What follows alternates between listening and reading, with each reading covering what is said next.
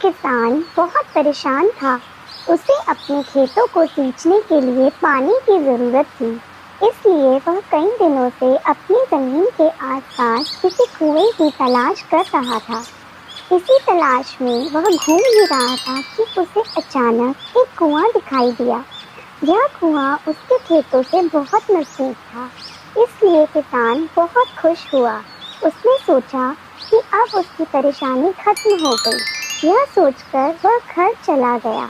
अगले दिन वह पानी लेने के लिए कुएं पर पहुंचा।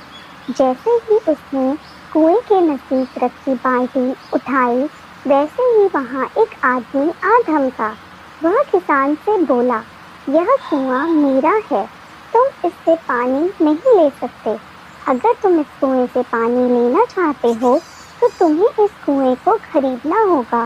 यह बात सुनकर किसान कुछ देर रुका और फिर मन ही मन सोचने लगा कि अगर मैं इस कुएं को खरीद लूं तो मुझे कभी पानी की कमी नहीं होगी और ना ही मुझे पानी के लिए इधर उधर भटकना पड़ेगा।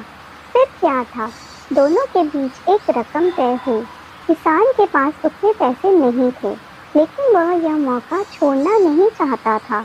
इसलिए किसान ने उस आदमी को अगले दिन रकम लेने का वादा किया। घर पहुंचते ही उसने अपने करीबियों और दोस्तों से इस बारे में बात की और कुएं के लिए तय हुई रकम का इंतजाम करने में जुट गया। थोड़ी कोशिशों के बाद वह रकम जमा करने में कामयाब हो गया। अब पूरी तरह से वह निश्चिंत हो गया कि उसे कुआं खरीदने से कोई नहीं रोक सकता। जमा किए हुए पैसों को लेकर वह घर चला गया। उसे बड़ी बेसब्री से इंतजार था कि कब रात खत्म होगी और वह कुआं खरीदने जाएगा। इसी सोच में वह पूरी रात नहीं सो सका। अगले दिन सुबह होते ही वह कुआं खरीदने निकल पड़ा। उसने उस आदमी को पैसे दिए और उससे कुआं खरीद लिया। अब कुआं किसान का हो गया था। जैसे ही उसने कुएं से पानी निकालने के लिए बाल्टी उठाई, उस आदमी ने बोला, ठहरो, मैंने तुम्हें कुआं बेचा है, कुएं का पानी अभी भी मेरा है। किसान मायूस हो गया और वह न्याय के लिए मुखिया के पास पहुंच गया। मुखिया ने उस किसान की सारी बात सुनी और फिर उस दूसरे आदमी को अपने पास बुलाया।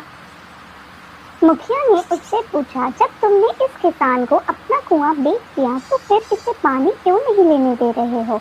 आदमी बोला, मुखिया जी, मैंने इसे केवल कुआं बेचा था, पानी नहीं। यह बात सुनकर मुखिया सोच में पड़ गया। कुछ देर सोचने के बाद मुखिया ने कहा, ठीक है, तुमने कुआं बेचा, पानी नहीं, फिर तुम्हारा पानी किसान के कुएं में क्या कर रहा है? अपना पानी किसान के कुएं से फौरन बाहर निकालो। मुखिया की यह बात सुनकर उस आदमी को समझ आ गया कि उसकी चालाकी अब और नहीं चलने वाली। इसने फौरन मुखिया से माफी मांगी और यह स्वीकार किया कि कुएं के साथ उसके पानी पर भी किसान का पूरा अधिकार है।